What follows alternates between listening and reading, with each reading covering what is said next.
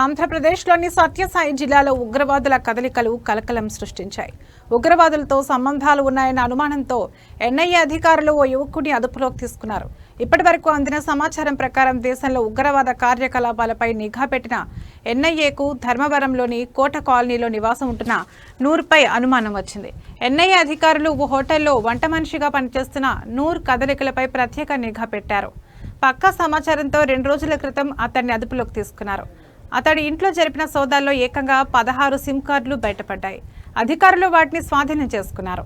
Noor social media ఖాతాలపై నిఘా ఉంచారు. ఉగ్రవాదులతో నూర్కు ఉన్న సంబంధాలపై మరింత లోతుగా ఆరా తీస్తున్నారు. ఉగ్రవాదులతో సంబంధాలు ఉన్నాయన్న అనుమానంతో నూర్ను ఎన్ఐఏ అధికారులు అరెస్టు చేసిన ఘటనతో స్థానిక ప్రజలు భయాందోళనకు గురవుతున్నారు.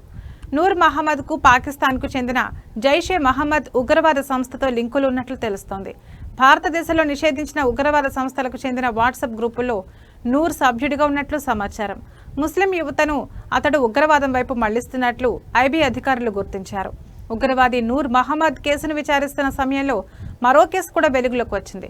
ధర్మవరానికి చెందిన రియాజ్ అనే యువకుడు పాకిస్తాన్ జెండాతో పాటు పాకిస్తాన్కు చెందిన ఇన్ఫ్లుయెన్సర్ సయ్యద్ బిలాల్ వీడియోను వాట్సాప్ స్టేటస్ పెట్టుకున్నాడు. ధర్మవరం పోలీసులు అతన్ని అదుపులోకి తీసుకుని విచారిస్తున్నారు.